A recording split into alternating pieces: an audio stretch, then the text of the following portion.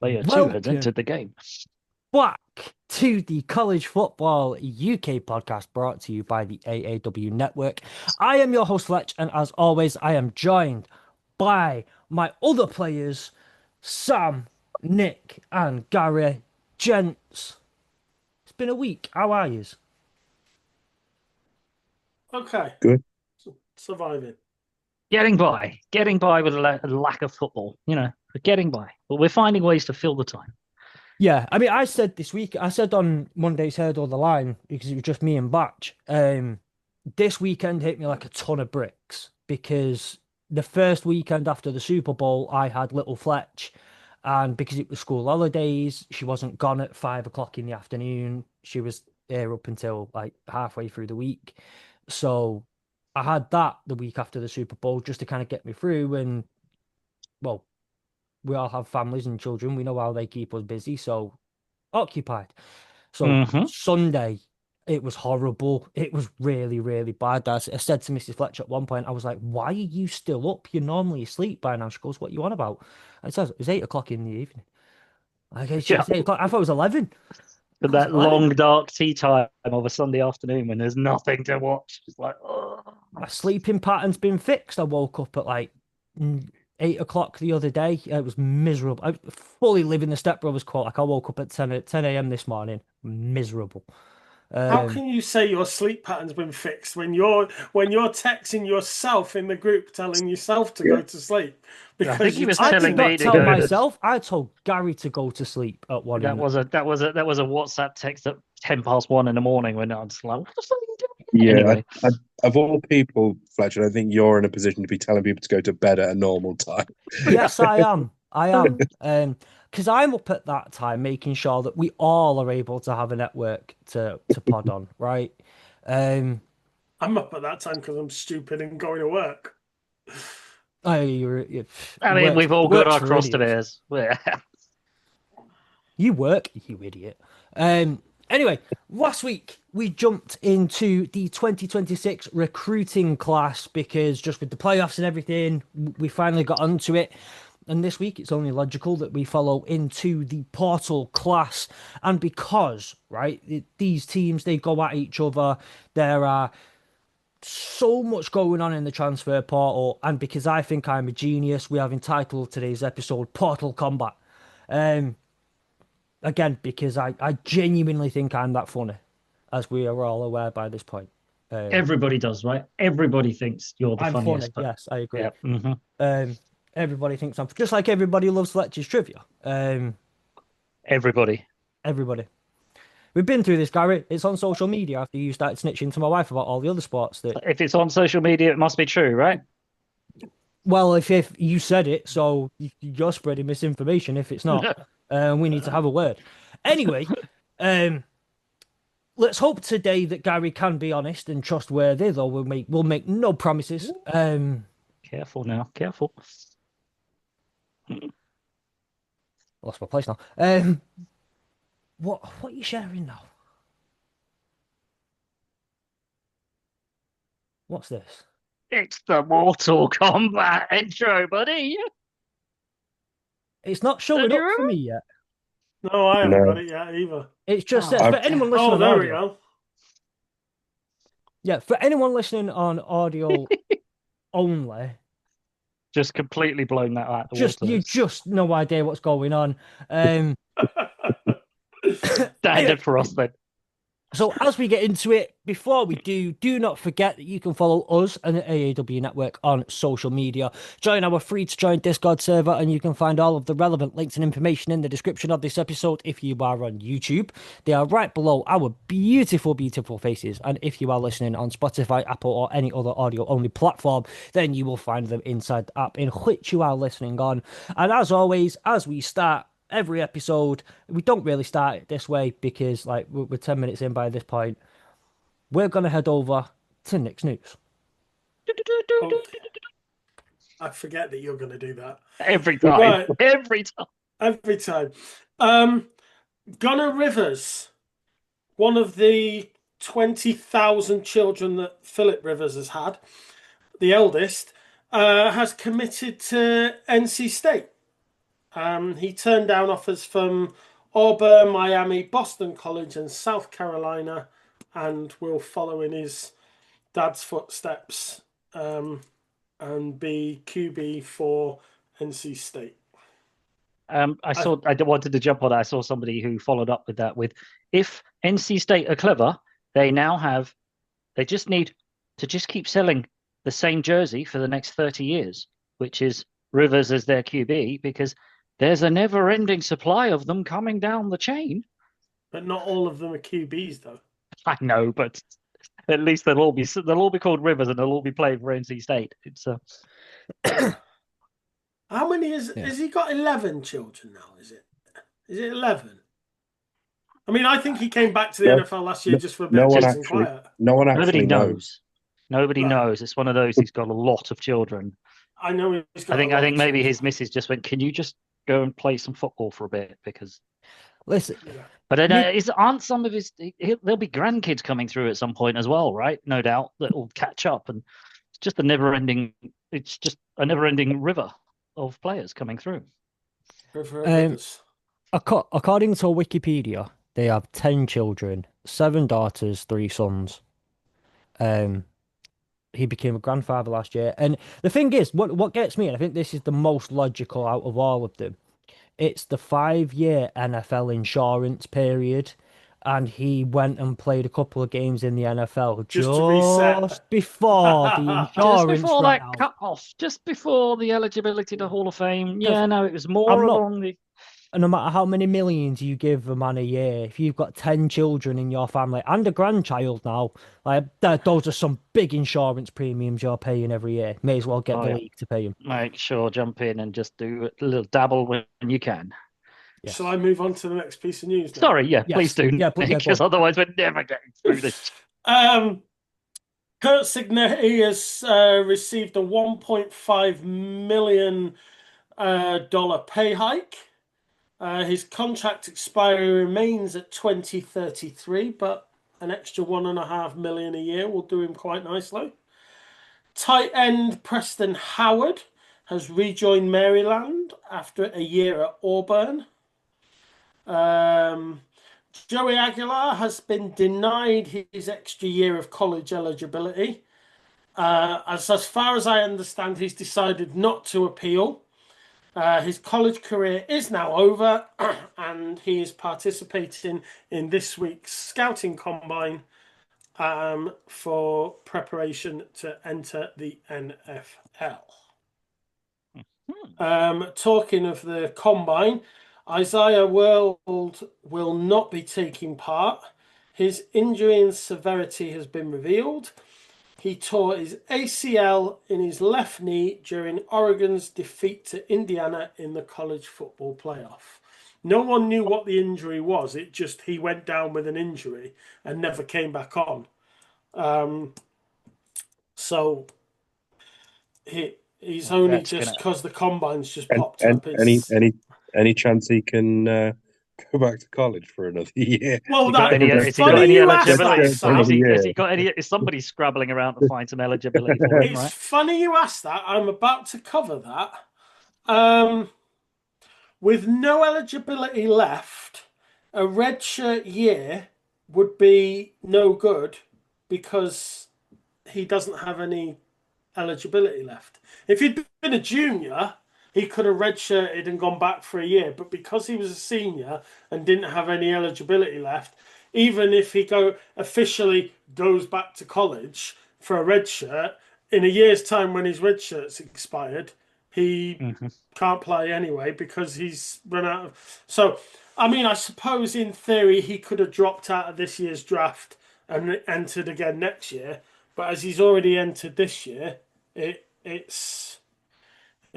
But there's quite a few players that are in there injured. You know, we talked about before the pod started. You've got Jamud McCoy, who hasn't played in a year. You've got Chris Bell, who's tore his ACL in November. So he's not the only player that's in the combine injured. But you just have to trust the tape that they put on over a period of time. Yeah. It's likely that his draft capital will drop, but the fact that he was being pushed to be a top end round 2 potential take. I think It's likely that he'll probably drop to a day 3 pick, but Yeah, I think it'll be a fourth a round. decent day 3 pick to have. I think, but I'm just all I'm gonna say is like the really weird thing about ACLs now. I say it's weird, is yes, it might tank some of your stock, but it doesn't do nearly as much damage as you'd think. Because you look at some of the players that have been drafted in recent years and pretty high who had a current or very recent ACL tear. The feeling around the league, or what I've kind of seen from especially a lot of doctors and sports medical people, the science and the support around ACL tears these days means players are making much better, having much better recoveries, coming back to full strength and all that sort of stuff a lot more frequently than ever seen before. So it's not as much of a death sentence as you think. Something like an ACL tear, which is it's nice to see, I think. There was one player I read this week tore his ACL, his MCL, and his PCL. Oh, What's So YMCA is everything. yeah. ouch. Georgia linebackers Chris Cole and Darren Ingington were arrested on traffic-related charges, including speeding, street racing, and reckless driving. Because there's no history of football players being reckless behind the wheel at all. That should have been No, a salutary tale to them. No, absolutely not. no, Georgia never break the rules. Hmm. And finally, my last piece of news. Virginia quarterback Chandler Morris has filed a lawsuit against the NCAA in an attempt to gain a 7th year of eligibility. Injuries sustained in 22 and 23 while Yeah. at TCU should have entitled him to a red shirt, is his argument. But the reason he's on trying to get a 7th is he started in 2020, which everyone got a free year because that was COVID. He was injured in 21, so he got a red shirt in 21. He was injured in 22 and 23, and he didn't get a red shirt in either year. That's what he's arguing about. And then obviously he's done his years 24, 25, and 26. So he's trying to get either 2022 or 2023 awarded as a red shirt so that he can go back and play But one more year. have you heard some of the reasoning behind it as part of He's 2022? talking about mental health. Yeah, He's so the first player actually that I've seen that is talking about a red shirt for mental health. not quite. It's not quite like that. He's got. So what it is in 2022 he injured he got the injury to his hamstring. I think it was 35 snaps into the season. Um, it took him out for a good chunk of the year, and that was the year that who was it? Who took over from him? Um, Hang on, I'll get it. It should. Because Max Duggan, that's the one. Max Duggan, right? He took over from him. And that was the year, because that was the year that TCU went to the Natty Championship and lost 65-7 to Georgia, where Georgia were ordering chicken wings on the sideline because they yeah, were that far up. But that was the year that Max Duggan had came second in the Heisman voting because he had a year that was that good with TCU. So obviously by the time that Chandler Morris came back, he had no chance of making the roster. But he was advised as part of a mental health treatment plan to take like 2 or 3 snaps in a couple of games towards the end of the year. So he did. He only met the he only played 4 games, but one of those was the start of the season when he got injured, and then 3 of them were taking snaps later on in the year for his mental yeah. health treatment plan. So that is the news that I've got for you. So Yeah. I hand over to Sam's supplement and Gary's Gazette. Did you mention about it's very little in terms of in terms of the information, but did you talk about the murder trial for Rashawn Jones? I may have just zoned out if you missed it. No, he did not. Essentially, the prosecutors rested their case against former Hurricanes football player Rashawn Jones in his murder trial against where he killed one of his teammates, Brian Patter. Basically, 21 witnesses have been in an attempt to have been brought into an attempt to prove that he had a shotgun and mowed to kill. It sounds like a pretty done case, to be honest. But it's just worth mentioning that they have rested their case, so it's likely that that's going to be over very soon. And the only other thing to mention was that Sean Payton has taken or has hired defensive coordinator Robert Livingston from Colorado and has added him to his coaching staff. I'm not sure. Is he going to become defensive pass game coordinator, I think? Yes, that's the one. So that's another position that has been filled in the NFL, but has obviously come straight from the college. So Yeah. They'll obviously be looking for a new defensive coordinator now. Yeah. There's a true crime podcast called Murder at the U, which is about that. Right. It's really good. I'm listening to it at the moment. I'm only a couple of episodes in, but it's really good. I think it's done by ESPN, I think, but it's really, especially if you don't know like all the details about it and what it goes into, like really good detail about what happened and slowly bit by bit and stage by stage. So I would recommend, if anyone's interested, Murder at the U, it's a true crime podcast about the incident. And then the last bit of news, USC have added top in-state target Quentin Hale, who's a 4-star wide receiver. He was ranked 58th in the SC Next 300. They beat out LSU, Oklahoma, and Texas to obtain his commitment. Obviously, it's for 2027. There is obviously we don't know what's going to happen within the next year. He could decide to decommit and go somewhere else, but for the time being, he is committed to USC. Gary's Gazette.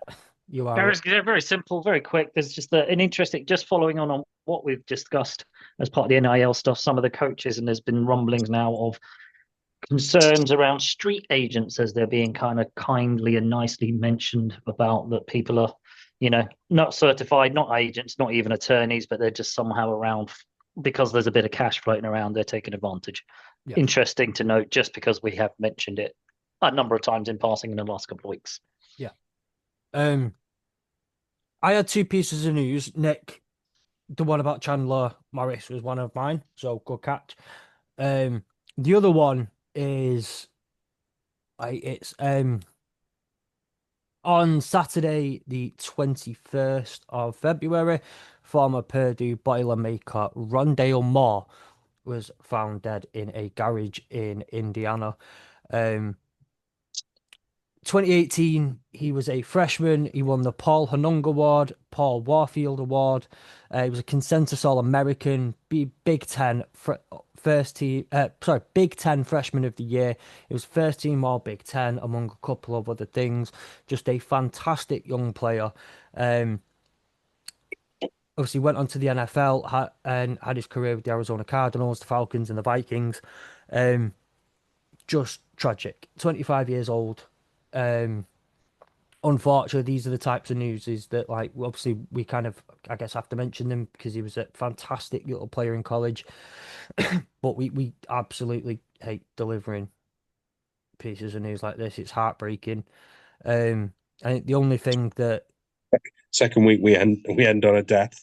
Yeah, doing well with these news. Doing well. One thing about that I'd like to mention, and it seems like a bit has come round, a lot of the please reach out, talk to your friends, etc., etc. Everyone is here. Please make sure you reach out. Text your mates. If you haven't spoken to them, you haven't seen them, just text them. Make sure, check in. Yeah. It seems like maybe, unfortunately, Rondale didn't quite have that support, didn't have somebody to talk to during his 2 years of recovery from injury, etc. So please do make sure you check in. Hollywood Brown, especially former teammate at the Cardinals, was quite vocal on social media about the conversations that they had on a regular basis, and looks like they were very close. And they were talking that day. They were talking.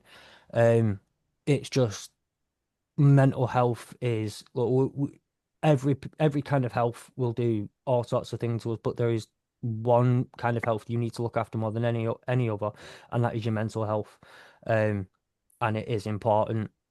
Especially for men, especially for young men, men around our age. It's the biggest killer on the planet of men at all of our ages.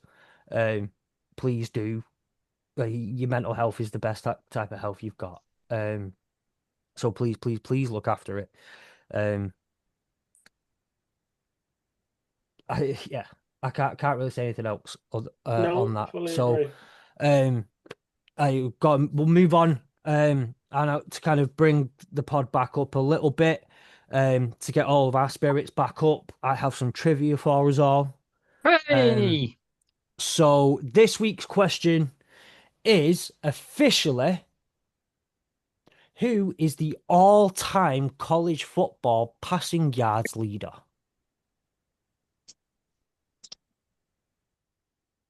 Officially.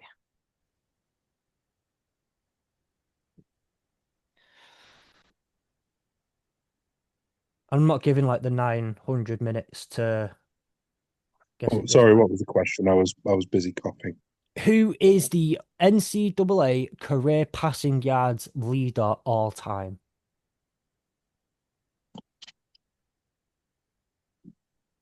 Or if you can hit on any of the top 5, that'd be great. Any of the top 5? Drew Brees. Drew Brees is not up there. Jeez. Jameis Winston. Nope. No, he only had 2 good years. Peyton Manning. Peyton Manning. Nope. The other Manning. Eli. Nope. Archie. Nope. Archie. I've got the Just top. Run them down. Keep running down. I've got the top 50 here. I think, like with all college, I think you got to think the guys that are really high on the stats in college don't seem to actually translate it to Ryan Leaf. Not make it, but they tend to sort of like. I'm trying to think of like almost like secondary tier players. The top 5 are not. You wouldn't class them as like elite NFL level talent. But there are some names in the top 50. Pardon? Are any of them backups? Current backups? Yes, including 2 of which are current NFL backups, including the number 1. Oh. So who's in? Backups? Mac Jones? No. No. I'm thinking older, so we're thinking like Joe Flacco. No. Nope. I'm thinking if he's older backups. No, he's got to be Cousins. Nope. No. Give you a couple more guesses, and then I'll give you your first clue. Oregon. Who was the kid at Oregon last year before? Dylan Gabriel. He bombed it. He's second all time. I'm taking it. Second. I'm taking second. 18,722 yards over his years at UCF, Oklahoma, and Oregon. Oh, the guy that came on for when the Eagles won the Super Bowl. You got Nick Foles. Nick Foles. Nick Foles, that's the one. I tried to forget about that game. You mean the game? Not Nick Foles, the other one. The one that looks like Nick Foles but isn't Nick Foles. That helps. Vikings player. Oh, he spent ages at the Vikings. Cousins. No, it Kirk wasn't Cousins. I'll give you this. This player played 1 year at the Vikings. He did play the Vikings. One year. What year? 2017. I can't remember his name. He backed up Josh Allen at the Bills. He's been at the Yep. Bills as backup Yep. to Case Josh Allen. Keenum. Oh, Case Case Keenum. Keenum. That's it. There That's we it. go. Case Case Keenum. Keenum. Case Keenum, in his multiple years in Houston, racked up 19,217 yards in college. Jeez. Like I say, number 2 with 18,722 He's was got to Dylan be in there Gabriel. somewhere, right? Number 3 with Timmy Chang of Hawaii in the early 2000s, who is now the Hawaii head coach. Ah. Where's Baker? Baker's in there Baker somewhere. Mayfield is 11th Wow. with 14,607. If you want to know any more, just give us a quick shout. Name a couple of players if you want to know if they're in the top 50. No. What about Bo Nix then? Who followed Gabriel, didn't he? And he was Bo a Nix similar. was 7. Wow, yeah, he was a 7 with similar type of. 15,000. That's why he followed into Oregon, because he had that same sort of. Couple in the top 50 that are still in the NFL or notable NFL names. Baker Mayfield is 11th. Michael Penix Jr. is 17th. Mason Rudolph, 18th. I would have even been happy if you'd got Philip Rivers, who's 21st. He's still in the NFL officially. Isn't the old was he the ASU quarterback? So the pretty one. Oh, the one who played for the Commanders. Yeah, is he? He in had that? the hair 'Cause and the he hair threw and a the lot. beard. Sam Yeah. Hartman. That's him. Yeah, is he in it? He is. He's number 6. But He's a it Notre was, Dame it was boy, Wake Nick. Forest and Notre Dame. Ex-Notre Dame, yeah. Wake Forest and Notre Dame. I will never forget when he went into the combine, funnily enough. And all anyone could say is that he's dead handsome and Yeah. all that. And he ran like a 4-year 40-yard dash. Yeah. And yeah. But there's also Maiden Rudolph in this list. Jared Goff's number 44. Jaden Daniels is in here, top 50. Cliff Kingsbury, which is an interesting one. Chase Daniel. Brock Purdy's in there. Gary? He did all right. Must have done all right at Iowa State. He must He's have. He played there. He 47th. played there for 5 years now, so 47th at 4 Iowa, years. from Iowa State. What's the thing that the majority of them have in common though? Didn't At least- really play too much NFL football. When you look through how many first team starters, and Derek Carr, I'm just, Cooper Just Rush is in probably there. still- Yeah, so yeah, I mean, of all the ones that are there that are Ty I suppose, Detmeyer. Who started did Ty Detmer play for? He played for. Wasn't he a now, Patriots? BYU. No, as in NFL. Oh. Was he a Ty Detmer? I'm sure he was a. That's He that's played like for what a I lot. said. You don't. Packers, you- Eagles, you- Niners, Browns, Bounced Lions, around, Dolphins. one of Yeah, those Lions. journeymen. You get a lot of these right. college players don't translate to the NFL. Yeah. And I think as we go Kellen into... Moore's there. Yes, he is. As we go into our draft coverage and all that sort of stuff, which we will be touching on, obviously, this is that weird period which I was talking about off air where, like, as I'm producing these 2 podcasts, I'm like, do I get the college football one to talk about it or the NFL one to talk about it? I don't know. But one of the things I do want us to talk about at some point is the translation of some of these players going into the NFL, right? A lot gets spoken about with Mendoza, particularly at this moment in time, as he's about to get flung into the Raiders. There's gonna be a lot. Honestly, that boy should do whichever Manning it was who said, "You can draft me, but I'm never playing for you." Was it Eli? Peyton? Eli. He was too Eli. nice for that. Eli did that. Mendoza. I know. Well, he's too somebody. nice. He'll go into the Raiders and get absolutely He'll battered for. He'll Well, turn up. apparently Crosby's staying there for another year, isn't he? So So But he's gonna have Mendoza fun. will be in 3 years' time. He'll be on a hospital wing, because his old line's tried to kill him 6 times. But he'll be sat there in that. He'll be the most positive person on the hospital wing. Yeah. So He'll he'll be every he'll be Niners two- fan's favorite. He's going to be Tua 2.0, isn't he? He's just going to be constantly in concussion protocols. But he's going to be really happy while he's there and really He will. positive. So anyway, we're going to get on to the Portal Combat game time, lads. We're going to put the disc in. Everyone who I think when I was looking at the audience demographics the other day, we all remember what disc. I don't have to remind. Oh no, it must have anyone been a more of certain a cartridge back then, age. not a disc. Yeah, Cartridge. definitely. It We'll was put a the cartridge clunk in. It was in a the top. cartridge. It was a Let's clunk. get it It's right. not a Come on. disc. Listen, you And forget. if you're really going for it, it was a 10p in the slot. You know, it was a cartridge. You stuck it in your Super Nintendo on the top and click the button and rock. It was an arcade game, and you would rock the whole arcade game back and forth. Oh.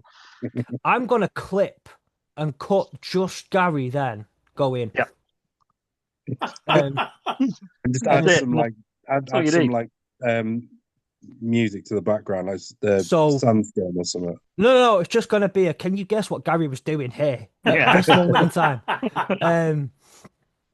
What was the topic of conversation? Anyway, so we'll get Was into it age appropriate?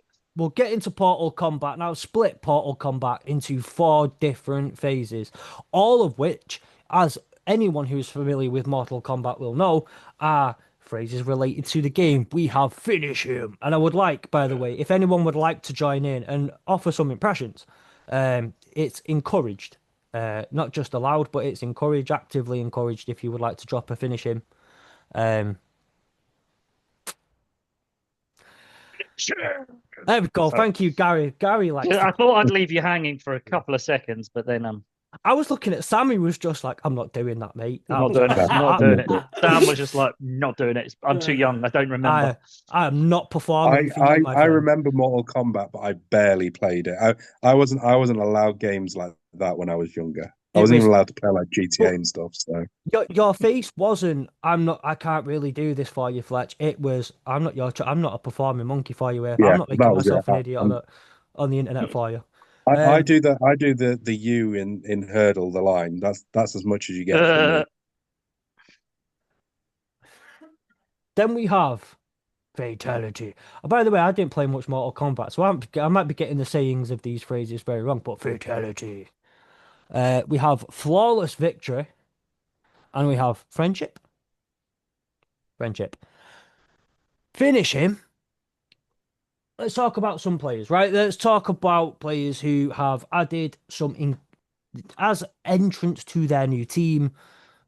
Have been flattered. But in fact, no, we don't want to start with that. Let's do a quick 2-minute explanation on, for those who aren't aware of the portal, what is the portal? Why is it so significant that it requires an episode? So I suppose the portal is a chance for, I suppose, any college person to essentially be able to transfer to a different college, and it's mainly used obviously for the sports elements. Obviously for us it's the college football, and it essentially gives them the ability to move colleges and play for another team, whether that be for more money, different program, follow a coach, whatever reason that they want to move over. Yeah. And it only happens once a year. We did used to have 2. Yeah. But they got rid of one of them, and now we just have the January transfer portal. Yeah. Which runs while we're still playing the season. Well, it runs before the end of the conference games and everything else. Yeah. Yeah. So essentially, right, if you, as we like to do sometimes, we like to just make some comparisons to help people, especially if you are from this side of the pond, you are more familiar with with football. It's January transfer window, isn't it? It's a January transfer, and funnily enough, it does happen during January. The but nobody else wears yellow apart from those guys from Michigan. Yeah. So the portal itself, by the way, is the online database. But you said online dating for a second there. Come on, we all thought he was going to say the online dating app, didn't we? We all thought he was going there. I thought he was going there. It's Tinder, but for football. No, the portal itself is an online database. You submit yourself to the portal, you can enter it, and then you can never leave. Other teams and other colleges can then see your name in the portal, and they will know that you are available for transfer. the way it used to work, and it's changed a lot over the years. It used to be very, very difficult to enter yourself into the portal. It all changed in 2018. I say when the actual online tool launched, you can go in under different, you can go under like a do not contact, which means you are entering the portal and you are willing to transfer schools, but chances are you've already found your next school that you are going to. There are a variety of different, and there are stipulations, or could have been stipulations on where you can and cannot transfer to. Things like academic requirement, or your academics are in there. So obviously you will have to meet certain academic requirements to go to certain schools. But it does, for the purposes of this, treat it like a January transfer window, except there is no transfer fee. Players just move. Well, there's the potential for nil deals, isn't there? That's the There's only NIL, thing. yeah. There's NIL deals, but there is no like North There's no, Texas. like- Yeah, there's no transference of money between colleges. And unlike the NFL, there is no transferring of assets. It's literally just if North Texas lose out on, I'll give you an example here, because Drew Mestamaker's gone from North Texas to Oklahoma State. North Texas do not receive anything for that. They simply lose Drew Mestamaker. That's it. Right? Yeah. That's it. Thing is, any player can enter the portal, but if they change their mind, they can also leave the portal at any time as well. They're not. It's not once you enter the portal, that's it. You're gone.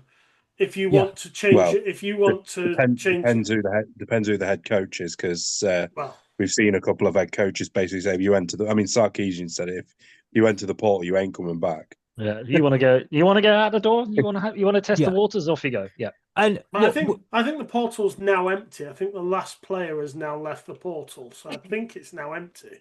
Yeah. And wait, look, I want to do an episode later on in the off season about more on the portal. But again, just for the purposes of this episode and the conversation we're about to have, I want us just if you are listening, you don't know much about the transfer portal, you don't know what it is, that is just a brief, quick explanation. If you are from one college and you would like to transfer colleges, primarily for athletics, you enter the portal, you transfer schools, right? It's like a January transfer window, except no transfer fee. It's the NFL trade window, except no assets are transferred. That's it, right? You go in, you can go to another school if another school wants you, and all those kinds of things, right? So we'll go on to finish him. Some individual players, what Come on, I sent you a link. Where is it? Where is it? I thought you'd have clicked the sound by now. I haven't got it. Never Unless, mind. depending on where you've sent it. Ah. Nick and I both sent it to you. Hang on a second. All right, come on.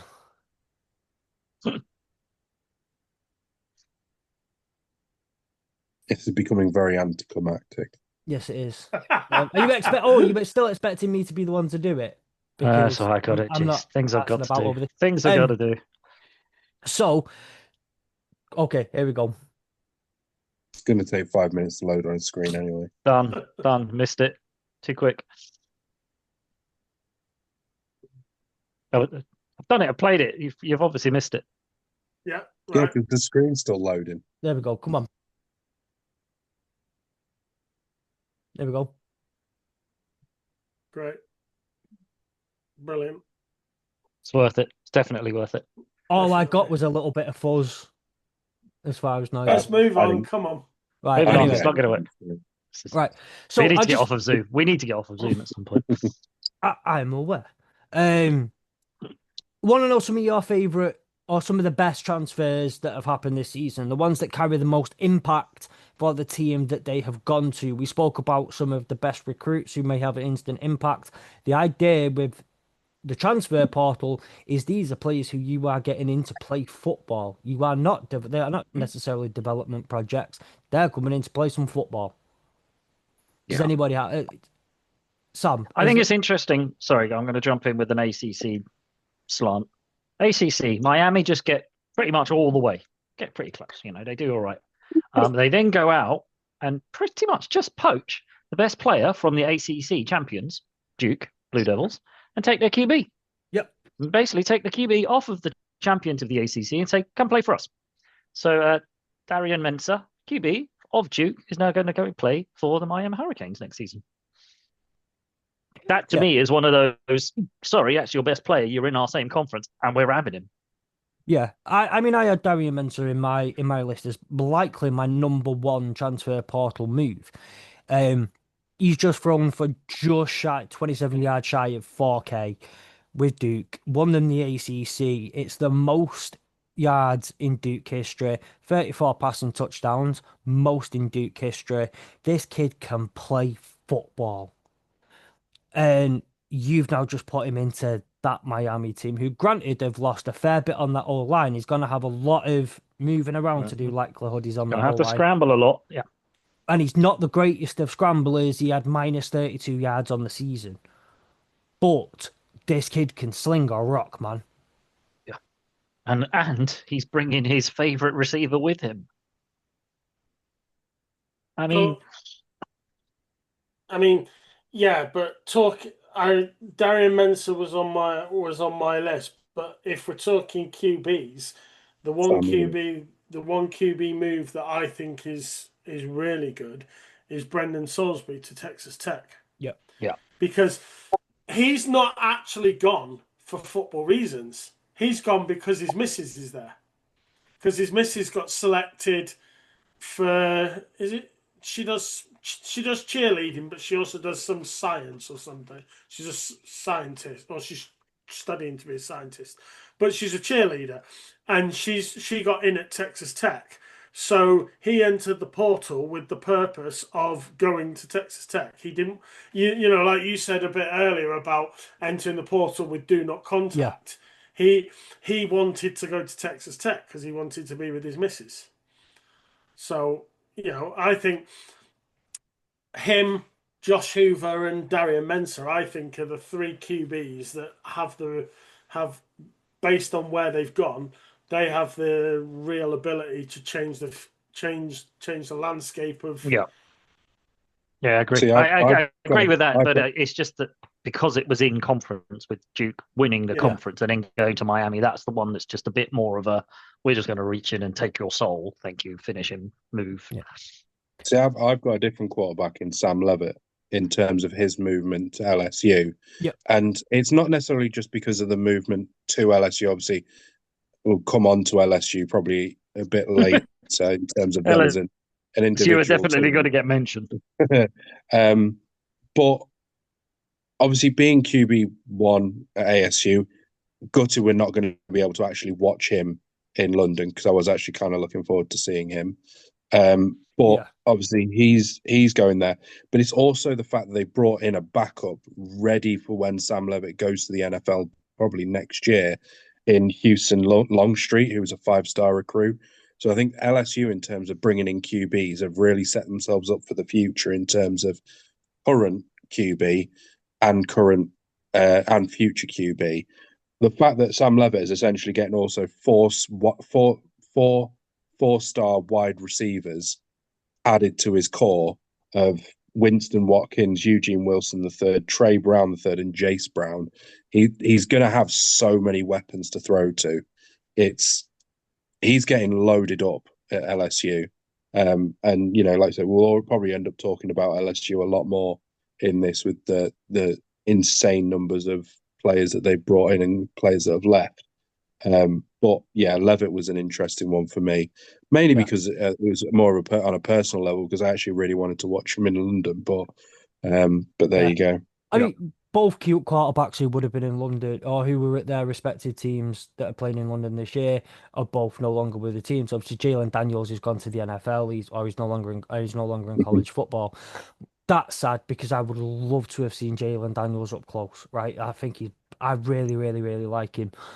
Sam Levitt, obviously for different reasons, it would have been really nice. I did have another QB in there. I have mentioned him already, and it was Drew Mestermaker at Oklahoma State. He was the leader of the FBS in passing yards. He was second in the FBS in touchdowns, joint second, sorry, in the FBS in touchdowns last season. And he goes to the now newly rebuilding Oklahoma State. I think that's a really, really interesting move, especially given the fact that Oklahoma State had a terrible year last year, and they have the new head coach for the first time in what was it, 22, 23 years. I can't remember the exact number off the top of my head, and he was very, very, and that again, another kid who can sling a rock, man. Drew Maker can sling the rock. I think he's going to be a really interesting addition. I don't know if he's truly a game changer at Oklahoma State, but he's gone in to start and lead the new era for the Cowboys, which I think is going to be it's going to be a fun one to watch, if nothing else. So like I say, for me, it was Drew. I had Drew Maker in there as well. In terms of kind of moving away from offensive side, there was one player there was a couple of players in terms of defensive that I was really sort of interested by. One of them, again, more of a personal view and someone that as a team, I watched a bit more of in Kansas State. Toby Ossen, I can get this right, Ossen Sanmi, who was a D lineman at Kansas State, who probably was one of their saving graces on defense because their defense was bloody awful last year. He was one of the stars. I mean, the amount of times that he was pressuring the quarterback, he's gone to Indiana. Another great pickup for Indiana, who obviously have, you know, we've talked done all about right. They've done all right, haven't they? Yeah, and yeah. I mean, for me, he's a huge pickup. Yeah, James Smith going from Alabama to Ohio State is also another one that looks like it's going to be, a bit of a wrecker. We'll talk about the Buckeyes as well, no doubt, in one way or another, what they've done, who they've picked up. But they've picked up a number of bits and pieces. Yeah. Yeah. There was one other defensive player that I wanted to mention, which was the safety. Was it Earl Little? Earl Little Jr., yes. Yeah, who again was a starting safety at the Seminoles, someone who we will definitely be talking about later. Well, for all the wrong reasons, probably. Oh yeah, has gone to Ohio State. So again, another piece for their defense. And again, another one that's probably a bit more, again, more in my wheelhouse is Justin Cryer going to the Longhorns. Again, linebacker to add to our. Yeah, one of ours as well. Yeah, thanks. Yeah. I obviously going through doing my research throughout the week. I tried. There is a particular site that I've been meaning to use for a while for a lot of the different tools that they have. Um, uh, One of good friend, well, I say good friend of the network and the show, Ollie Hodgkinson works for them at Pro Football Sports Network, and they have some, from the bottom of my, they have some incredible tools on their website for college football. I recommend anyone goes in and checks out some of those things because, well, not just the college football stuff, the tools that they have freely available to use on their website are insane, but also they employ Ollie Hodgkinson, in my opinion, the GOAT UK college football person. Oh, the OG godfather of college football over here is my opinion of Ollie. Yeah, and I was looking through theirs, and their number one, their highest impact grade to a transfer went to Chris Corbo, who transferred to Georgia Tech this year from Dartmouth in the FCS in the Ivy League. Wow. I need to do a little bit more looking in on it, but that's who they've got as their highest impact grade for a transfer, which is an interesting one because, like, there's only so much research that we can do throughout the week. We have other things that we do. If you want to help ease that load on us and you want to get involved in certain things with the network, hit up the AEW network. I'd love to have you on a voluntary position. But so I need to do a little bit more looking into the Chris Corbo stuff and all that. But I thought that was really interesting that they had that as the highest impact grade as someone coming up from the FCS to the Power Four. As a defensive player, linebacker. I want to throw in another player here that I thought was really interesting in terms of the and high impact potentially on that on a transfer was, and I'm sorry because he's probably gonna throw a tantrum and because I've taken the only thing he knows. Raleek Brown, who's gone to Texas from Arizona State. I really like this transfer. We all know that Texas produces good running backs, nearly as good as Jahmyr Gibbs, but not quite.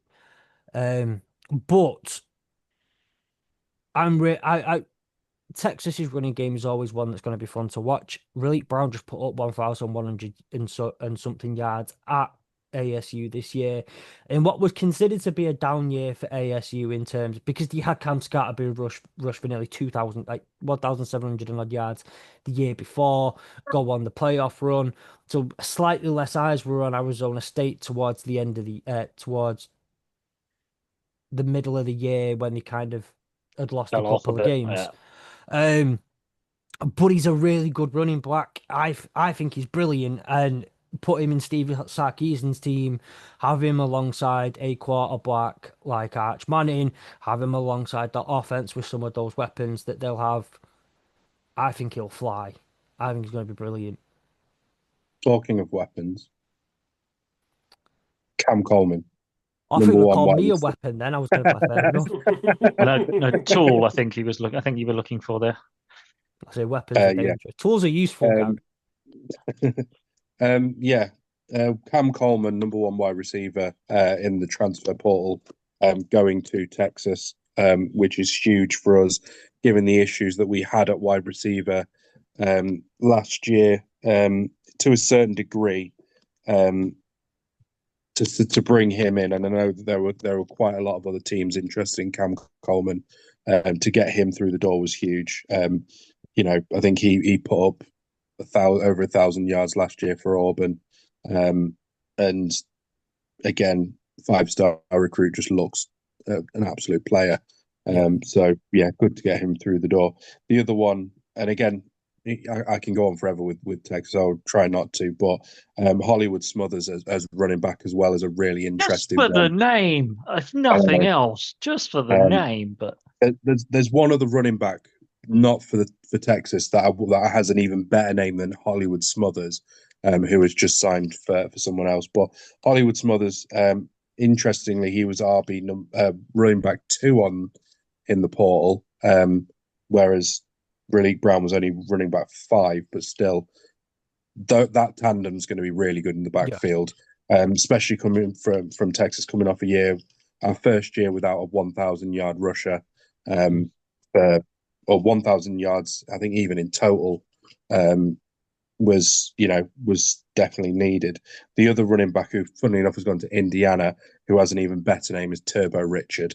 And that's I mean, he was if you're born not putting him in to your be a running fantasy back. team, if you're not putting him in your last row of your fantasy team just because of the name, you're missing a trick there, aren't you? Yeah. He was born to be a running back with a name like Turbo Turbo. Richard. Yeah. You So say about Auburn. I kind of feel sorry. There's 2 teams out of this transfer portal that I really feel sorry for. Auburn is one of them because all their best players have gone to the draft, and the ones that weren't draft eligible buggered off in the portal anyway. Yeah. So Yeah. the Connor Lew and Jeremiah Wright, they all went to the port. They went to the NFL, and then the best ones that are left. Oh well, we're going elsewhere, and we're off in the. And so Auburn have lost all their talent, and the other one I'm really worried about from a point is Colorado, because they've lost their best wide receiver, they've lost their best cornerback. They were still trying to recover from having lost Hunter and Sanders, Sunday. and Yeah. it's just Now everyone else. I mean, if you look at the amount of sort of 4 stars going out of Colorado, and the fact that they're only bringing 3 stars in. You kind of worry at what point does Dion lose interest? yeah, Because it's like I really do worry for Colorado this year. I don't think it's a case of, and we'll get onto teams in a sec because there are a couple of specifics I want to talk about with teams. But I don't think it's going to come down to whether Dion loses interest. I think it's going to come down to a point where he had that year where you considered it to be quite a successful year for Colorado. If it continues that was a one-off year, how quickly are Colorado going to start to be like? Because it's like Bill Belichick at UNC And although we only have 1 year of his thingy, and that was a weird year because he arrived late and all that sort of stuff. But if he has 2 to 3 bad years, it's only so far your name's gonna get you in. If results are poor, there's only so long that Colorado are going to be like, yeah, you Deion Sanders and you bring us a lot of money because people turn up to see you, but the results are terrible, right? We can't keep losing every single. You can't keep not making bowl games and stick with you. So it's going to come a point where does he have to does he leave because he doesn't want to deal with potentially getting fired, or do they mutually agree to part ways at some point? If that's the case, but as I'm sure we'll get on to, and we spoke with about this with recruitment, like star ratings are great, but don't put too much weight on them yet. No. Let them hit. I was like, say, let them hit the field. It's like draft. Brock Purdy reached the Super Bowl, and how many number one overall draft picks haven't? Right. The whole it's the thing that matters is what they do on the field. I think star ratings coming out of high school, coming into college, they're a bit more flexible. But I think when you're talking about players that have been in college for 2 years, 3 years, and you've given them a star rating, Yeah. I think those are probably a little bit more reliable based on the fact that you've got tape and data at this level. Yeah. To grade them to the star rating for those coming into college, yeah, that's it's pot luck really. Quite often a lot of it is all to do with size and weight and just sheer physicality stats. But I think those that have been in college football for a couple of years, I think you can probably take their star rating a little bit more accurately against what you see. Yeah. Oh yeah, definitely. But yeah, there's some nuances to it, and like you say, that it's a much better version of a star rating, but also like we'll keep some of the nuance to it that will come into play once the season starts. What I want to do with fatality is there aren't too many of these that were truly terrible. There we go. Thank you, Gary.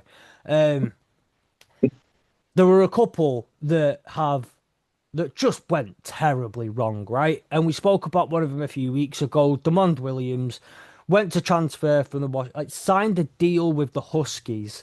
Then a day later went to hit the portal because Lane Kiffin, LSU, reportedly them had knocked on the door and offered him slightly more money. Washington said, "Whoa, whoa, whoa, whoa, whoa! You've just signed a deal with us, my friend. Like you've just signed the deal with us. You're staying here." And that whole thing just ended up messy. He was gonna threaten to sue Washington over it. But were there any other standout ones that went terribly wrong?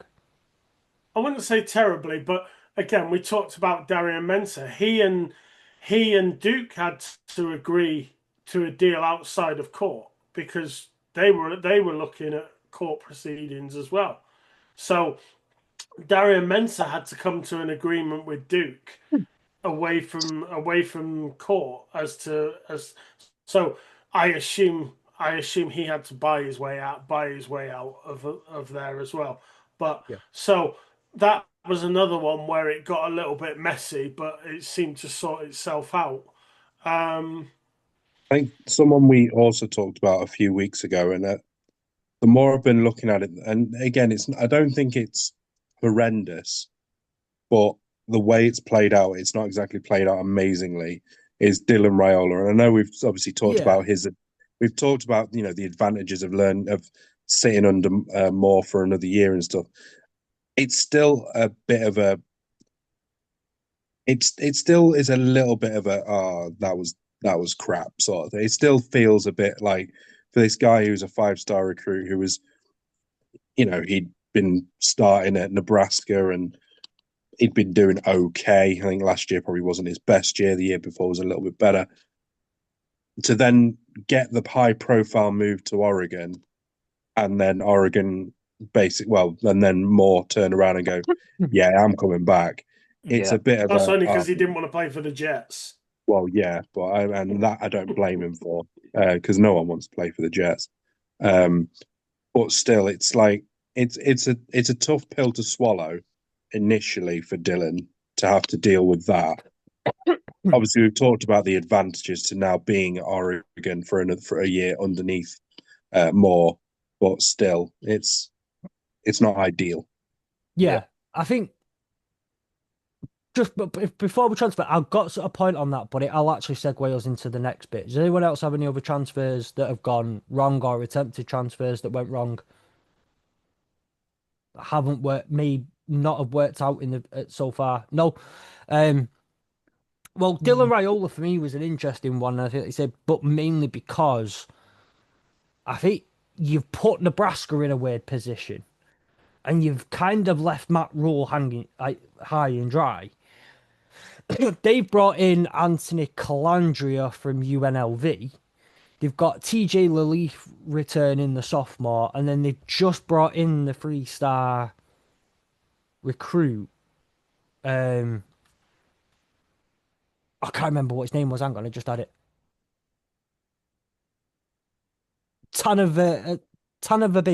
Babel. I've Him, heard that. yeah. It's not one of them really funny names, but that's a fun name to say, Babel. Um, It's like double bomber, isn't it? yeah, it's like double bomber. But he put them in a bit of a weird position because you've not got a Dylan Raiola on the roster, and you've now given them what would be a clear answer to your quarterback 2026 situation. You now have questions on who is it going to be, what's going to happen, and maybe one of them does perform better under Matt Rule, and maybe it all works out in the end because we don't know because of the nuances. But what teams, from your perspective, have had really, really good portals? And we're not necessarily talking about bringing in all these stars, and just because you brought in this now considered 5-star, you've that's great. That's a great transfer. But someone who's had a solid teams that have had solid transfers, portals, teams that you may have predicted to have a lot go, but they've kept and retained a lot of talent. Any teams that have stood out for you in terms of having a good transfer portal? It's probably best to start off with a team that had the most, with LSU. LSU, yep. Brought in, what was it, 40 new recruits Yep. and lost, and I have got it here, lost 33, I think it was. Yeah, brought in 40, lost 33. In terms of the numbers, they brought in a 5-star recruit. They brought in 7 4-star recruits and only lost 1, and basically replaced all of the 3-star recruits that they lost by bringing in 3-star recruits. Yeah, so it's a massive overhaul at LSU, but one that looks like it is really paid off. Obviously, you don't know how a team's going to perform when they're all brand new, that none of them essentially know each other. But Works for in terms of going from essentially cutting ties with pretty much majority of your players and bringing in a whole new roster, it's kind of worked out well for them in the best way, in the semi-best way that it can. I think you got to mention Oklahoma State as well. Mm-hmm. I think they've brought in 50 through the door. 53, 1 5-star, 4 4-stars, and 48 3-stars. Literally half a roster has come through the door, and I'm not sure how many have lost. So, I mean, granted, I think they needed it. They were pretty terrible last year. I think they've got all the coaches from North Texas, and it's pretty likely most of the coaches from North Texas have gone, lads, come to Oklahoma State with us, please, and brought a bucket load with them, because that seems to be what's happening. We'll see how it pans out for them. But yeah, that's the last one that mentioned. I know we mentioned this in passing in the recruitment episode last week, but for me it would be James Franklin and his move to Virginia, and the fact that all the commits that they had, or certainly half of them that were committed to Penn State, jumped ship and then changed to Virginia, so that because they were signing for the coach, not for the team. Yeah, and it's allowed him to at Virginia Tech, it's allowed him to almost get a head start on the job itself. So, and I think the only other team that I would mention is Ole Miss, because they, having lost their coach and all their coaching team, not only did they have to recruit more coaches,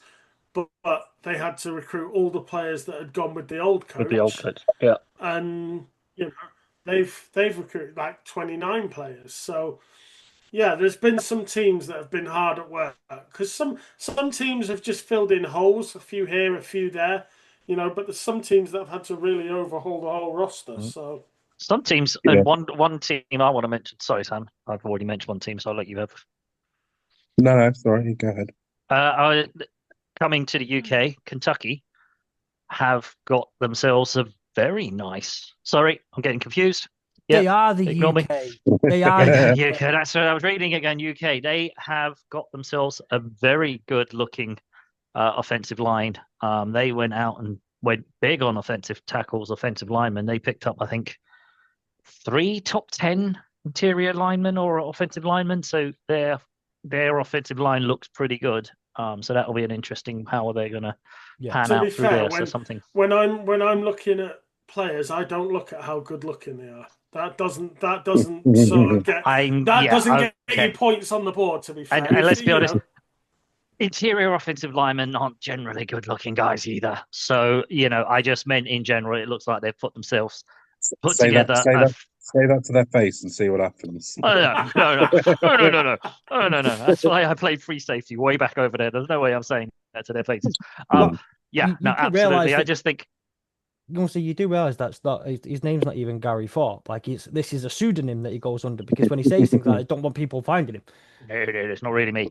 Yeah, no, it's just something interesting. I like the way they've gone about that bit. They got themselves a QB, so they've also then gone out and got some protection for him. So it should be interesting. Yeah. I had Indiana as well. Indiana just seemed to do this every year. Kurt Signetti, right? I mean, it's what he does. Yeah. All right, buddy. Sleep well. So yeah, I thought 17 in, 10 out, 3 4-stars, 14 3-stars, and 10 3-stars. It's your classic Signetti move of basically getting rid of the ones that he doesn't particularly want, bringing in 14 brand new ones, and then upgrading a couple. That's sort of he just wins. He just wins. Yeah. Texas Tech again was another one that I had. I thought they did really well. Again, bringing in 6 4-star recruits, and then just replacing the 12 3-stars that they lost. The 12 replacing the 12 3-stars that they had. And obviously, wouldn't be remiss without talking about the other Texas team. No, Sam, talking about Texas? Get out. I thought, although technically we lost more in the portal than we gained, I thought the ones you gained some good stuff though. We really worked hard in the portal. Again, picking up 1 5-star, 5 4-stars, losing 3 4-stars, and then picking up 13 3-stars, losing 20. So probably a few of those 4-stars. I'm pretty sure 2 of them were running backs, and which we cleared house with running backs, so it doesn't surprise me. And then I think one of the other ones was maybe a wide receiver. Right. So yeah, you're swapping. You're upgrading at the swap there, aren't you? Basically. Well, I think after what happened last year, I think Sark wanted to have a refresh, especially at running back, given how many issues we had there. Obviously, Trey Wisner has gone to Florida, the Seminoles, so he's going to ruin his career now. But I almost think that was a pity transfer after you took a couple of our, the players that we lost. I think it was a pity. And I think some of the players we got, and obviously we've already mentioned Hollywood Smothers, we've already mentioned Raleek Brown, Cam Coleman. We brought in Melvin Ciani, an OT3 in the transfer portal. Rasheem Biles, we've obviously mentioned. Did we mention? Yeah, we did mention Rasheem Biles, didn't we? Did we mention Rasheem Biles? Linebacker 3 on the transfer portal. Again, another great move. Brought in another D lineman and Bo Masco at cornerback. So a lot of things have happened for us. Obviously, we've already talked from last week how generally good the what's it called, the draft for all the committals for the recruitment. That's it, the recruitment for Texas. So all in all, I think overall it's been really positive for us this year. I don't think there's any other teams that I've got written I think, down. by the way, I didn't get the chance to say the teams that we think have done really, really well. That's called a flawless victory in Portal Combat terms. It's a flawless victory. I realise that's the best way you now have on this topic. No, I think for me, what I found more interesting was looking Brutality. at. Flawless victory. Thank you very much, Gary.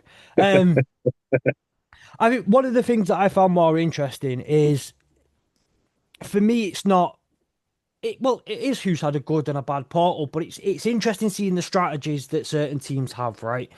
And given the certain circumstances that they're in. So I was looking first at teams who had coaching changes, and you look at Penn State getting rid of James Franklin, and then Virginia Tech gaining James Franklin, and how Virginia Tech Hokies then became the Virginia Tech Nittany Lions.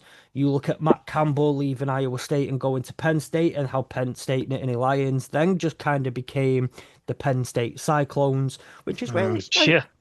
We'll get on to the Cyclones in a minute. the Nittany Lions lose James Franklin and their moniker, and then they gain Iowa State's with head coach and moniker, which there was so much transferring going on between schools like that. But what I found really interesting, and yes, I'm going to homer myself a little bit. Yes, I'm going to mention Michigan, because I think, given the state of what went down in December and how shocking it was, and how it happened when it did, just after the week or so after the signing, the 2026 signing day,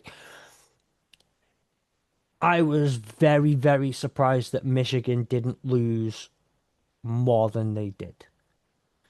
And I think part of that is getting the head coach situation sorted, with Carl Whittingham coming in through the door. I think the Carl Whittingham hire was great for coming in and just being right. Let's get stable.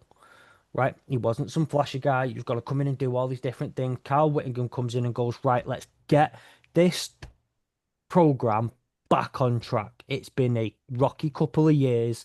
Let's get you back on track. Let's get you stable. Given all I don't want to get into any of it, but given all of the instability of the last 2 years. And I'm very impressed. I was impressed that they were able to keep the likes of Bryce Underwood.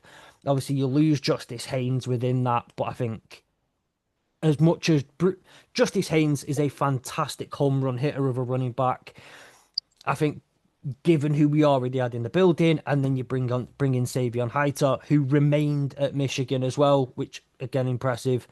I think things like that, it's not as bad of a loss as you'd think. And looking again at some of these other schools who've had head coaching changes, and I just think some of the ways that they've gone down. Do you think, on that Michigan side of things, do you think you benefited in a weird way because of the Franklin taking half of his college to Virginia, Campbell taking Iowa to Penn State, meant that there were teams that were bringing and pulling a lot of players, because the coaching carousel was so disjointed, and there were so many coaches moving, going, hey, I know these guys, I want those guys, just so that my first year is a success. Other teams didn't get cherry picked as much, if you like, or maybe, I think any issues or non-issues that occurred from the situation entirely almost in-house, right?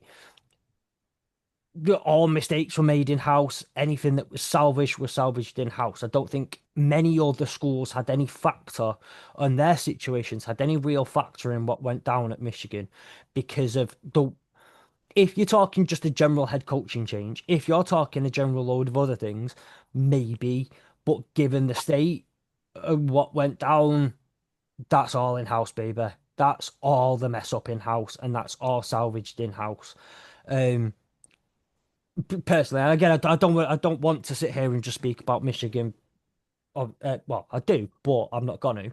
Yeah. Um, So I so was just curious. yeah, like I said, actually, anything done was in house. It's all in house. So, moving on to I think a couple of the other teams, and it's more the strategy then as well that comes into it. So you look at other schools with a bit more stability, and I'm looking at schools like Indiana, who've just Yeah. come off a national championship. I'm looking at Miami, who've just come off a national championship game. You're talking guys like some let's say some of these schools with a bit more stability. You're talking maybe some of your Nebraskas who've got a bit of stability now and how they go into it. And there are normally two types of schools, right? Indiana have built themselves on the transfer portal, right? Like most of that national championship winning team, the core pieces of it came from the portal. Most of the build up came from the portal. And then you look at other schools and you look at guys like damn it, what why does his name always leave my head at the last second? I've got his name at the forefront. Dabo Sweeney. They did Who so well this year. who've always but he hates the portal, right? He doesn't like using it. He doesn't want Yeah. to use it. He will only use it if he has to. And they've got a couple of pieces in and a couple of pieces have left, but Darryl Sweeney is very adamant about the portal not being a big thing for him. Mhm. But I think it's interesting to see who's building the roster and who's or kind of anchoring the roster on the portal versus recruitment. And this is why I said last week some of this conversation's going to happen.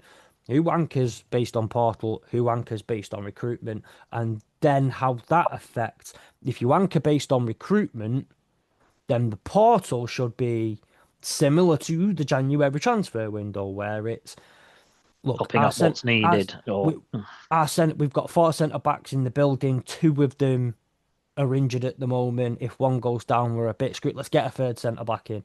Let's get a backup right back just in case. Let's get a guy.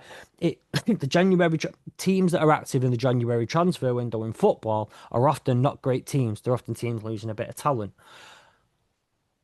So these are the kind of that's how the transfer portal should be. It should be let's just get a bit of depth on the O line. Let's go and get this piece. Let's go and get that piece, just to kind of fill in the blanks, support the rest of the roster. Whereas there are now some teams who are going and getting their starting quarterbacks. yeah. And I think we're gonna move to a point soon where a lot of the Power Four teams, a lot of the top echelon of teams, are gonna have players that they're gonna be juniors, they're gonna be seniors with 1, 2, maybe even 3 years of playing time already, because they got their first couple of years done at Kent State, or they went and got their first couple of years at Tulane and then transferred over to a Power Four team. And I just think, for me, more than anything, that's how I found it interesting, is just seeing how certain teams strategize. But like I say, there's head coaches. You'll get the opportunity to, a lot of players move after head coaches leave. And that's why when you look at certain teams like, and I'm going to, 24/7 gave me more of an ability to do this. I'm going to go through the teams who've had the most commits, right? Oklahoma State, coaching change. Then you've had Colorado, which is Deion Sanders is one of those who's always built through the transfer portal. That's where he's had his success. That's where Shadar Sanders was a transfer portal. Travis Hunter was transfer portal from his previous job. Then you've got Arkansas with 42 commits. What were they? Oh yeah, coaching change. Then you've got UCLA on. Oh yeah, coaching change. Coaching change. Then you've got LSU, who were Oh wait, yeah. coaching change. Auburn, coaching Stay change. with me. Penn State, All together coaching now. change. So the top 1, 2, 3, 4, 5, 6, 7, 6 of the top 7 in terms of the sheer number of transfer portal commitments Ins and outs and moves and yeah. were based on head coaching changes. You've then got Wisconsin, who weren't. Cal, who What? they weren't, were they? They They were a didn't change their head coach. mid-season. Didn't they change mid-season, Cal? Yeah, Or they am got rid of their head coach mid-season. Mid-season. So it was still a coaching change. Yeah. It's just not one of those coaching carousel changes. They binned their guy off No, mid-season or something. it was. I very, very, very much apologize for that blanking on that. Louisville were in there. Ole Miss, coaching change. Kentucky. You've got Florida, coaching change. So many of these teams that are using the transfer portal so much are major coaching changes. And that says a lot. It starts to paint the picture and starts to tell the story of what really goes down in things like this, and what transfer portal strategies are and what they're kind of doing, and all that sort of stuff. And the teams that are most active in transfer portals.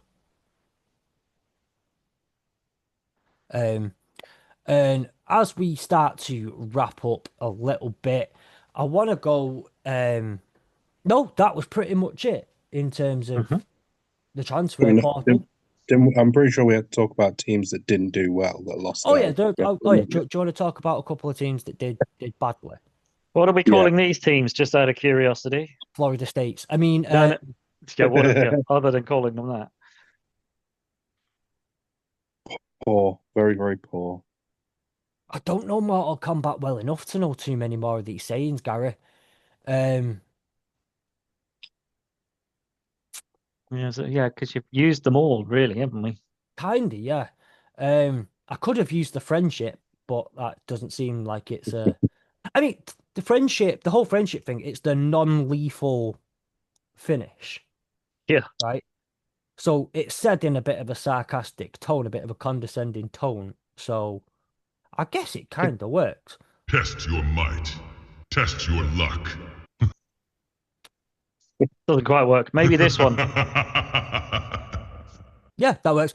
That works. That's the one. Who didn't have a certainly works for the Seminoles. Who had a poor one?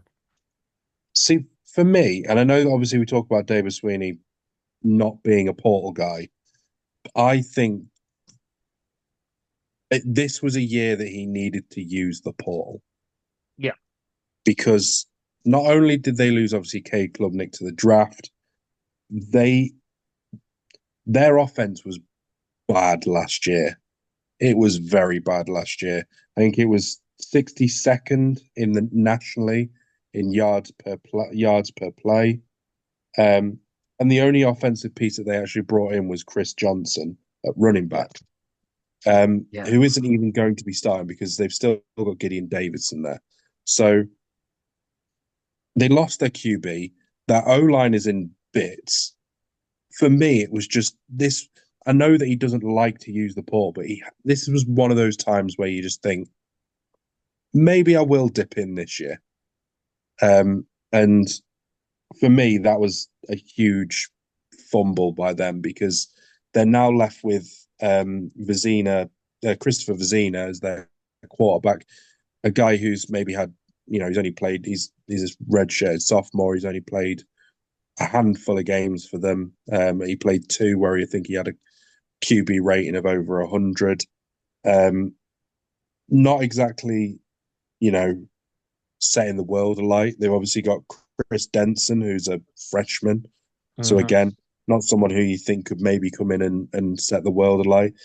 In terms of offense, I mean, obviously they have kept Brian Wesco, who's obviously a big piece, spent a lot of it not doing very well.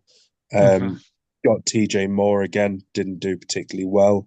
And Tyler Brown again, didn't do particularly well. These are all sophomores, so they're going to be around for a while. But my concern is that when your O-line is poor and then you don't replace the bits that you lose, and when your QB, who talk about whether he was good or not last year, was meant to be this one of the Heisman contenders last year.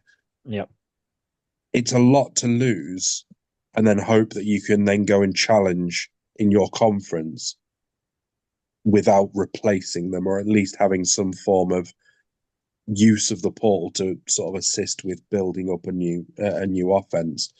So for me, Clemson's a really big issue for me for this year. Yeah.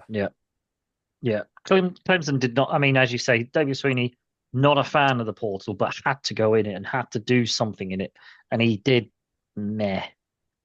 He had to He hit got some home runs, and he got a few, but he not got a few enough. good got a few good defensive pieces, Hmm. but it was the offense that needed fixing. I mean, I know the defense was poor as well, but the offense needed fixing, and he hasn't done anything close enough to fix it. So that's Yeah. you know. One team that I thought did lose heavily in this portal is Iowa State. Yeah, I mean, Because the difference being here, right? You lose Penn State Virginia Tech were where they are where they are. They gain James Franklin, so they gain, right? And they do well in the transfer portal because James Franklin and all that, and they get a lot of the Penn State guys. You go Penn State, they lose a lot, right? But then they're able to gain a lot because of Matt Campbell. And I don't want to put any hate on Iowa State and the hiring that they've made, but what realistically were they then getting out of it? It wasn't a lot, right? So they lost a lot of 54 transfers out. And yes, they brought in 48, I think it was, transfers that they brought in. But at the same time, it's not top level talent that they bring yeah, in. No disrespect to them again. But like you lose your head coach, you lose a lot of your talent, but you don't they don't have they didn't bring someone huge in who's then pulling from It wasn't like a big name that no. has essentially a whole class of players yeah. that are just going to follow him wherever they go.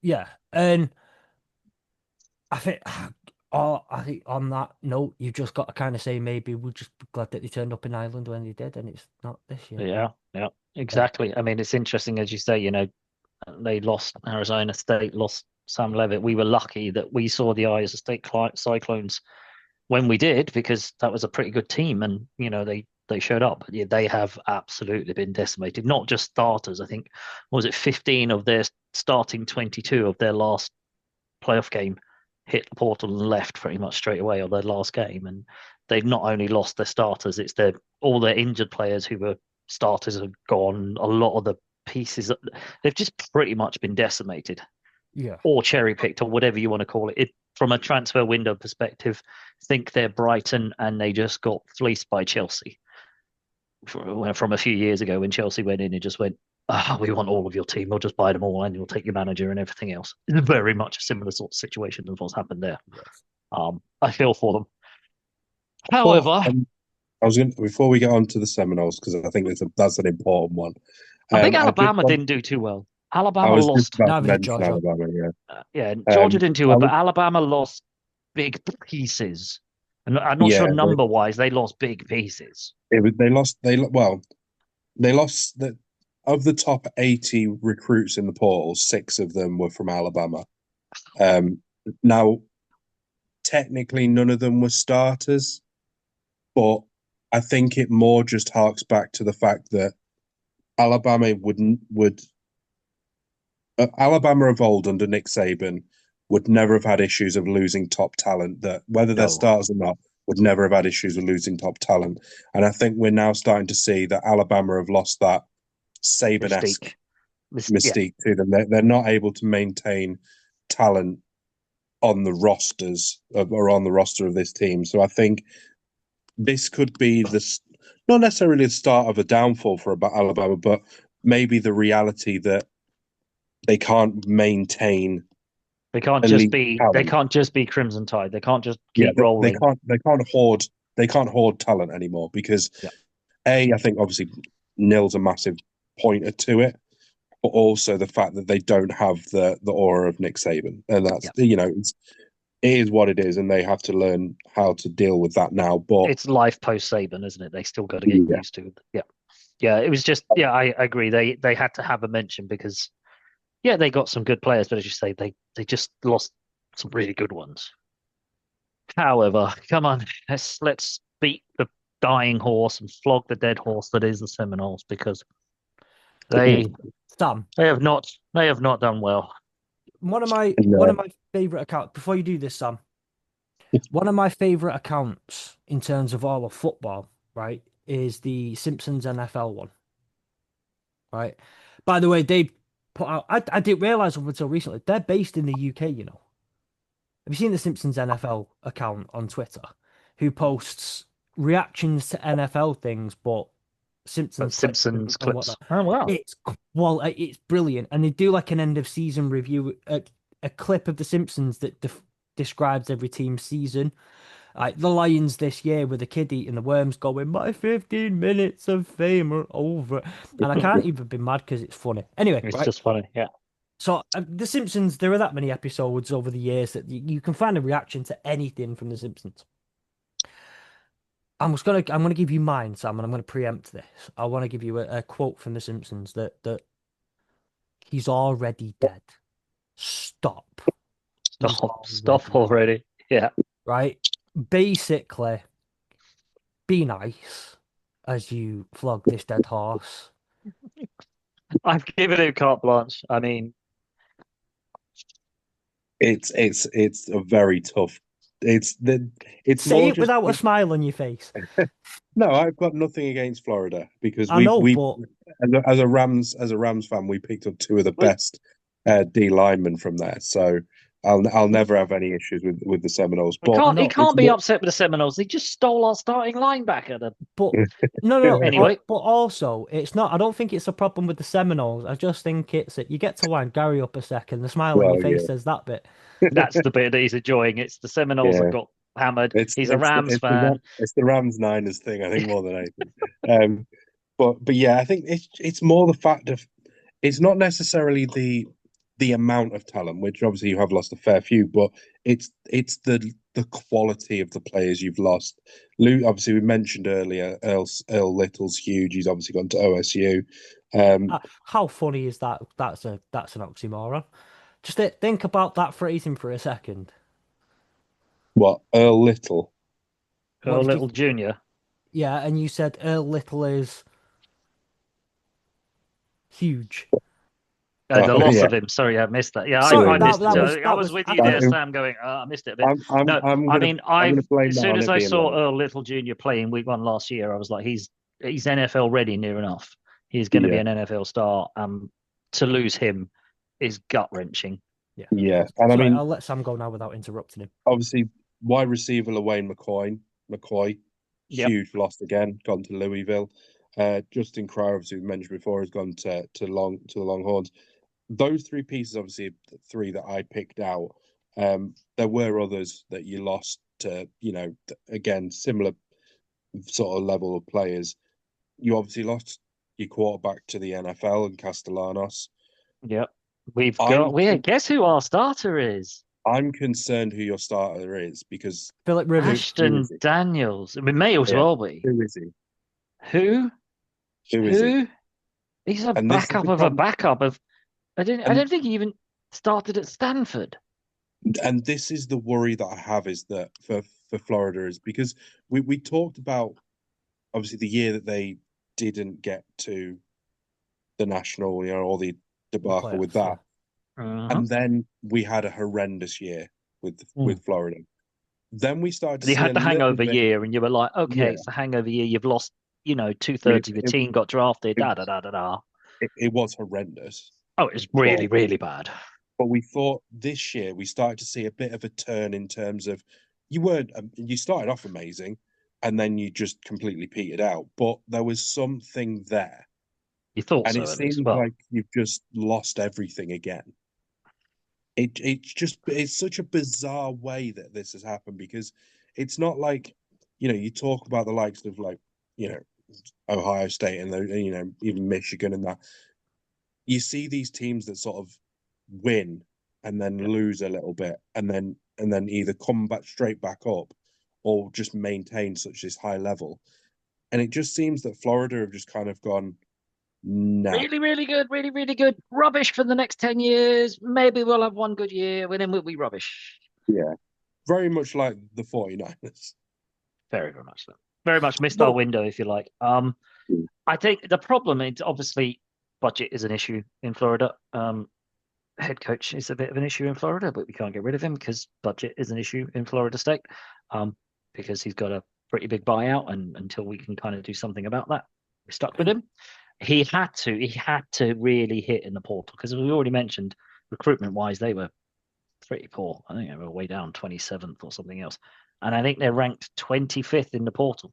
This is not the numbers that you would need to bounce back from a year, as you say, Sam, that shown signs of sort of something, maybe shoots of recovery, shoots, very, very tiny. But I mean, they kept the twins. They got the twins back, which was, a big win for us, which, we shouldn't knock. But we did kind of, who we lost, and the fact we've lost, the guaranteed starters, the future. We haven't really got any other weapons. I mean, it's just, again, it's going to be another struggle. Looking at some of the players you did bring in the port, I mean, obviously Xavier Chaplin, I think, is a very good signing. Yes. In terms of left tackle, you've brought in obviously got your Paul running back, Bowling, haven't we? Braden Joyner, Nate Pabst, who were all, basically you've got a brand new O line. You've got Desario Riles at tight end. Never even heard of him. Good name though. Yeah, great name. Obviously, Ashton Daniels, we've obviously spoken about, who probably, again, the big piece, Quintravian Wisner, very good running back, but if that O-line doesn't help him out, he's just going to be running into brick walls, isn't he, basically, if the O-line doesn't... I think it could be a big year for Usman Cromer. I think we talked about him last year. And, he is a physical runner. We could see a big year. And then, on the defensive side, pretty much your whole backfield is brand new apart from Baker and Rawls. So again, and they weren't great. They were not great either last year. Yeah, so they had to refresh, but we've lost the best thing out of that. Yeah, you've got a lot of shots in the dark in the defense. So, and the problem with that is, sorry, go on. It doesn't look good. I mean, no. Obviously you've got Deuce Robinson, and he's a beast, but it's worrying. That's it. It's that, and the thing is, that's it, right? And so therefore, teams will just go double team him. What else they got? O-line is still getting to grips with each other. Therefore, the run game's a bit pants. The downside is, we tried it last year. Yes, we lost the massive amount, after the unbeaten season, whatever else. We had to go into the portal because just the way it was and whatever else, the recruitment wasn't great, and it didn't quite work. These are all kind of, and then therefore, this was the second time round, and it just doesn't fill you with any sort of like, okay, we're going to be fine this year. We'll be back towards the top end of the ACC. It looks to me like another mid-year, maybe a 6-win season. Maybe I think you'll be lucky to be touching bowl games near 500. Yeah, I think so too. And the problem with that is it's a cycle that we mentioned last week about recruitment. If you don't recruit well and you're not very good, you don't recruit well the next year, and then you're not very good, and then you gradually just chip away. And if you don't recruit well, you don't go well in a portal, your team on average just gets worse. Your record gets worse. You're not that interesting to players coming out of high school. You don't recruit well, you get worse in the portal, and you start to just slide back into obscurity. And that's a risk that the Seminoles have right now, and may have for a while, unless there's a root and branch change whereby they start to either go, right, okay, we either go big in the portal and find money down the back of some of those Florida slumps and sofas and whatever else, or just go, guys, we're going to be bad for 4 years, but we're plowing a lot into recruiting because Florida is a big state. There's a lot of players. Let's get really good at recruiting in-state talent and come back in 3 or 4 years when we've got the chance to. That's the only real sort of future I see here at the minute, unless, as you say, shots in the dark, somehow they all gel and they have one of those seasons where it all just clicks. Yeah, which is the joy of college football, because it could happen, and it's happened before. You never know. Walt Disney or one of the Disneys might decide to invest in Florida. You never know. Yeah, because Disney is not invested in Florida, the state of Florida yet. No, There's no. nothing there that you could think of where you'd think Disney's got a footprint in that area. Disney, maybe. Um, I know. Yeah, Well, but you never know. One day. I one know. maybe. Well, they're doing London now, aren't they? Or just outside London. Mm. Still probably cheaper to get to France, to be honest, for me and you, Sam. Still cheaper Yeah, to Um, fly to probably. Florida for you guys. Probably, yeah.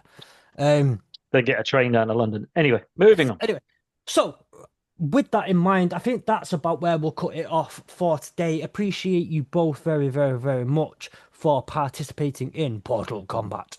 It was I'm so proud of myself. I need to have more of these. I'm not exactly sure, 100% sure what next week's episode will be about. Find out on social media on AAW_CFP.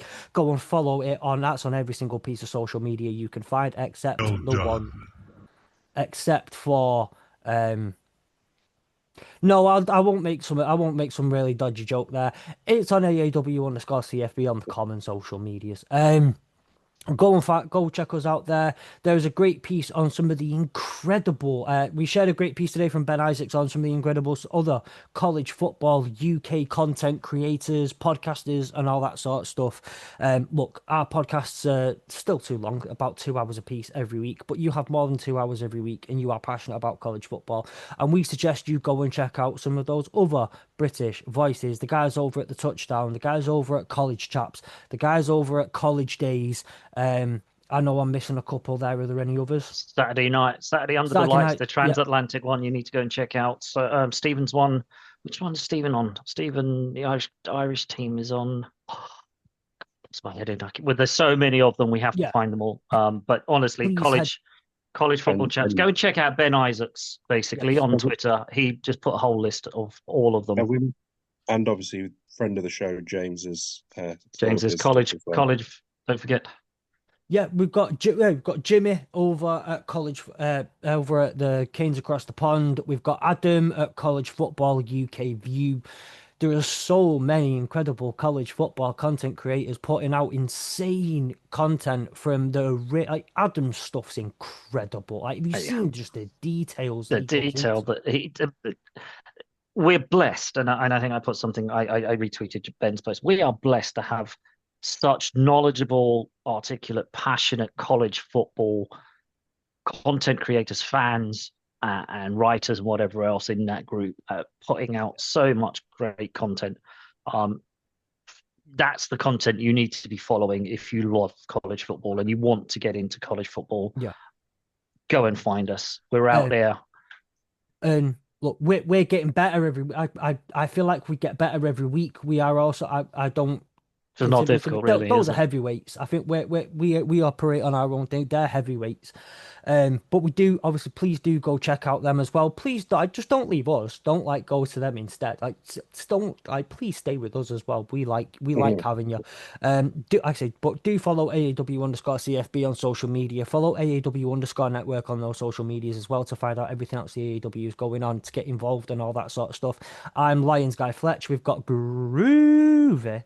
We've got Sam Ram 47, and we've got Nick Cosgrove UK as well. So go and follow all of us as well, please. That's a lot of things to go and follow, but it's worth it, I promise.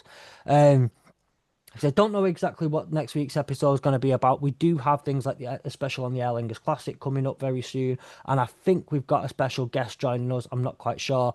We've got some more special guests coming, and the best place to find out about all of that sort of stuff is on social media. Until then, we will have a lovely week. And I am going to figure out how to close off episodes.